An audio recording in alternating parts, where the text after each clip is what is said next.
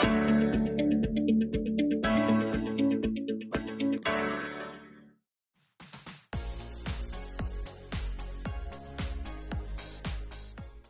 My dear student, welcome back to another session. आज हम बात करने वाले हैं क्रॉप प्रोटेक्शन की। क्रॉप प्रोटेक्शन क्या होता है और किन किन चीजों से हमें अपनी क्रॉप्स को प्रोटेक्ट करने की जरूरत है, ये हम आज के सेशन में डिस्कस करेंगे। सबसे पहले बात कर लेते हैं हमें क्रॉप प्रोटेक्शन की जरूरत क्यों है। Why do we need crop protection? हर साल 20 to 30% ऑफ क्रॉप फार्मर्स की डैमेज हो जाती है due to weeds, insects, pest and other diseases. इन सब चीजों से हमें अपनी क्रॉप्स को प्रोटेक्ट करने की जरूरत है ताकि फार्मर्स को भी इकोनॉमिक लॉस ना हो एंड हमें भी क्रॉप यील्ड का लॉस ना हो। तो देखते हैं क्रॉप प्रोटेक्शन क्या होता है।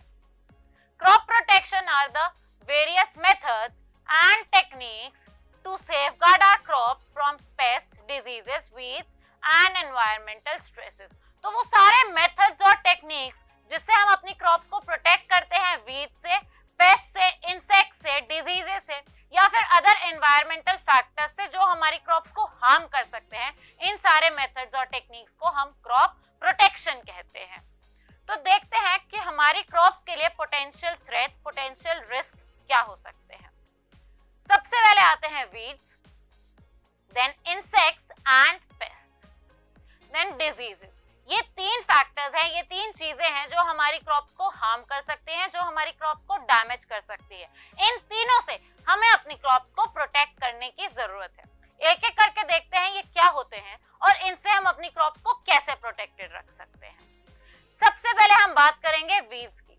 Weeds are unwanted plants. Weeds भी प्लांट्स ही होते हैं बट ये अनडिजायरेबल होते हैं, अनवांटेड होते हैं फील्ड में।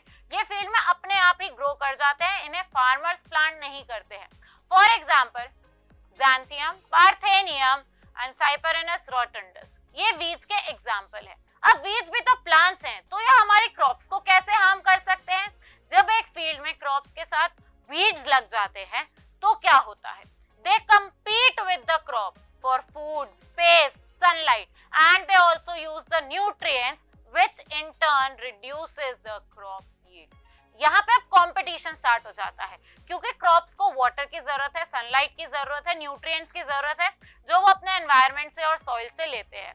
अब वीड्स भी वही सनलाइट, वही न्यूट्रिएंट्स और वही वाटर ले रहे हैं, तो क्रॉप्स की यील्ड कम हो जाती है इस वजह से, ड्यू टू दिस कंपटीशन। तो इसलिए वीड्स जो है हमारी क्रॉप्स के लिए बहुत हार्मफुल है। अब वीड्स से हम अपनी क्रॉप्स को कैसे प्रोटेक्ट कर सकते हैं, कैसे हम वीड्स को फील्ड में से रिमूव कर सकते हैं? इसके तीन मेजर मेथड्स होते हैं। सबसे पहला, वीड्स आर रिमूव्ड मैन्युअली। हम वीड्स को मैन्युअली रिमूव करते हैं with a Cardi. So Cardi is a tool जिससे हम वीड्स को रिमूव करते हैं। रेगुलर अपरूटिंग, या तो हम वीड्स को रूट से ही उखाड़ देते हैं, जड़ से ही निकाल देते हैं, या फिर we cut them very close to the ground, ground के बहुत पास में उसको कट करते हैं। But then it is a regular process जो बार बार किया जाता है manually. Next is tilling. Tilling में हम सॉइल को लूज कर देते हैं बिफोर प्लांटिंग द क्रॉप, जिसकी वजह से वीड्स जो है वो कम ग्रो करती हैं। And the last method is weedicides. Weedicides are chemicals which are sprayed in the fields to kill all weeds. ये weeds को kill कर देते हैं, हमारी crops को kill नहीं करते हैं। तो weedicides हम अपनी fields में spray करके weeds को kill कर सकते हैं और अपनी crops को protect कर सकते हैं weeds से। So students, these are three methods with which we can get rid of weeds. अब हम बात करते हैं insects और pests की। सबसे पहले देखते हैं कि insect और pest हमारी crops को damage कैसे करते हैं। So insects and pests they cause damage to the root, stem and leaves. वो हमारे क्रॉप प्लांट्स की रूट, स्टेम या लीव्स को डैमेज कर सकते हैं। दे सक सेल सैप, वो सेल सैप सक करके न्यूट्रिएंट्स ले सकते हैं। And they also bore into stems and fruits. वो स्टेम्स और फ्रूट्स में होल्स कर देते हैं, they bore into the stems and fruits, जिससे हमारी क्रॉप्स डैमेज हो जाती हैं and which reduces the crop yield. अब इंसेक्ट्स और पेस्ट से हम कैसे अपनी क्रॉप्स को प्रोटेक्ट कर सकते हैं? तो इसके दो मेजर मेथड्स हैं। सबसे पहला है biological control and the next is chemical sprays. देखते हैं ये दोनों मेथड्स क्या होते हैं। Biological control involves using natural enemies of pest to reduce their population. हम ऐसे ऑर्गेनिजम्स का यूज करते हैं जो उन पेस्ट के नेचुरल एनिमीज हो और वो उनको किल करके उनकी पॉपुलेशन रिड्यूस कर देते हैं, जिससे हमारी क्रॉप्स बच जाती हैं। They are sustainable and eco friendly, क्योंकि हम इन पेस्ट को मैनेज करने के लिए बायोलॉजिकल कंट्रोल में कोई भी केमिकल का यूज नहीं कर रहे हैं, इसलिए this method is very eco friendly. Example ladybugs, predatory mites and parasitic wasp. तो ये कुछ ऑर्गेनिजम्स हैं जिनको हम biological control of insects and pest के लिए यूज करते हैं। तो अब हम बात करते हैं स्प्रेइंग ऑफ केमिकल्स की। ऐसे कौन से केमिकल्स हैं जिनको हम यूज करके इंसेक्ट्स और पेस्ट को किल कर सकते हैं। So pesticides and insecticides are chemicals that are used to kill और destroy pest and other insects. तो पेस्टिसाइड्स और इंसेक्टिसाइड्स वो केमिकल्स होते हैं जो इंसेक्ट्स और पेस्ट को किल करने के लिए यूज होते हैं। बट हमें ध्यान रखना है, these chemicals are toxic in nature, they are very poisonous, they are very toxic. तो इनको बहुत ध्यान से स्प्रे करना होता है, एक्सेस में स्प्रे नहीं करना होता है। Proper application and safety precautions are essential to minimise risk to human health and the environment. तो जैसा कि मैंने आपको बताया, एक्सेस स्प्रे नहीं होना चाहिए, इनको बहुत क्लोजली मॉनिटर करना पड़ता है, प्रॉपर मैनेजमेंट की जरूरत होती है सो दैट ह्यूमन हेल्थ को भी हार्म ना हो और एनवायरनमेंट को भी हार्म ना हो। तो students, now we are going to talk about diseases in crops. अब प्लांट्स में जो डिजीजेस होती हैं, they are caused by pathogens such as bacteria, fungi and viruses. Bacteria, fungi and viruses कुछ पैथोजेंस है जिसकी वजह से प्लांट्स में डिजीजेस होती हैं। They can be present and transmitted through soil, water and air. अब ये जो पैथोजेंस होते हैं, ये सॉइल में भी प्रेजेंट हो सकते हैं जिसकी वजह से ये प्लांट्स को इन्फेक्ट कर सकते हैं, ये वाटर में भी होते हैं एंड एयर में भी होते हैं। तो ये इन तीनों जगह से हमारे प्लांट्स को अफेक्ट कर सकते हैं।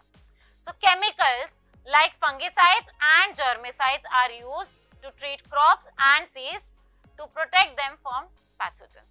तो हम यूज करते हैं फंगिसाइड्स और जर्मिसाइड्स, हम क्रॉप्स पे स्प्रे करते हैं, सीड्स को ट्रीट करते हैं इससे, ताकि इन पैथोजन से हमारी क्रॉप्स प्रोटेक्टेड रहें।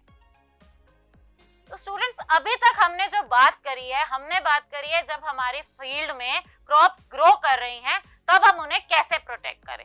बट क्या आपको लगता है कि जब हमारी क्रॉप्स हार्वेस्ट हो जाती हैं, हमें पल्सेस मिल जाते हैं, सीड्स मिल जाते हैं, ग्रेन्स मिल जाते हैं, उसके बाद भी उनको प्रोटेक्शन की जरूरत है? क्या उसके बाद भी उनको हार्म किया जा सकता है? प्रोटेक्शन की जरूरत तो है ही, क्योंकि अगर हार्वेस्टिंग के बाद हमारी क्रॉप्स को हार्म हो गया, हार्वेस्टिंग के बाद हमारे ग्रेन्स को हार्म हो गया, तो हमने जो क्रॉप्स को प्रोटेक्टेड किया था वो भी सब वेस्ट हो गया, क्योंकि क्रॉप यील्ड तो रिड्यूस हो ही गई। तो हमारे स्टोरेज ऑफ ग्रेन्स में हमें बहुत ध्यान रखना होता है ताकि हम ग्रेन्स को प्रोटेक्टेड रख सकें। तो स्टोरेज ऑफ ग्रेन्स देख लेते हैं और देखते हैं कि किन किन चीजों से हमारे ग्रेन्स को हार्म हो सकता है। तो factors responsible for the damage and loss of grains. तो दो टाइप के फैक्टर्स होते हैं, biotic factors and abiotic factors. Biotic factors में हमारे लिविंग ऑर्गेनिजम्स आते हैं, like bacteria, fungi, insects, rodents etcetera. अब इन सब पैथोजन से या रोडेंट से हमें अपने ग्रेन्स को प्रोटेक्टेड रखना है। तो ऐसी जगह पे स्टोरेज किया जाता है जहाँ पे डिसइंफेक्टेंट पहले से किया गया हो, उसको फ्यूमिगेट किया जाता है ताकि ये सारी चीजें उनको अफेक्ट ना करें। इसके बाद एबायोटिक फैक्टर्स आते हैं which includes moisture and temperature. तो मॉइस्चर और टेम्परेचर कंडीशंस हमें बहुत कंट्रोल रखनी होती है, क्योंकि अगर मॉइस्चर ज्यादा होगा ग्रेन्स में, उसकी वजह से भी हमारे ग्रेन्स खराब हो जाते हैं। इसके लिए ग्रेन्स को पहले सन में ड्राई किया जाता है एंड उसके बाद स्टोर किया जाता है ताकि उनमें मॉइस्चर ना रहे। एंड टेम्परेचर कंट्रोल, बहुत ऑप्टिमम टेम्परेचर मेंटेन करके रखना पड़ता है, क्योंकि बहुत हाई टेम्परेचर हो गया तो पैथोजेंस बहुत इजीली ग्रो कर जाएंगे और हमारे ग्रेन्स खराब हो जाएंगे। तो student, this was all for today's session. अब बारी आती है आपके टास्क की। So you have to visit a weed infested field in the month of जुलाई और अगस्त, क्योंकि इन मंथ्स में ही सबसे ज्यादा वीड्स ग्रो करती हैं। And you have to make a list of the weeds, insects and pest in the field. उस फील्ड में जो जो वीड्स आपको दिखती हैं या अगर वो कोई इंसेक्ट्स एंड पेस्ट से इन्फेक्टेड है तो उनकी आपको लिस्ट बनानी है। Also you have to make a herbarium of cereal, pulses and oil seeds. Oil seed, cereal and pulses का आपको हर्बेरियम बनाना है, उनकी लेबलिंग करनी है। And you have to identify the seasons of their sowing and harvesting. उनके sowing और harvesting के सीजंस को आपने आइडेंटिफाई करके लिखना है। So students, this was all about crop protection. Till then, keep learning. Thank you. है।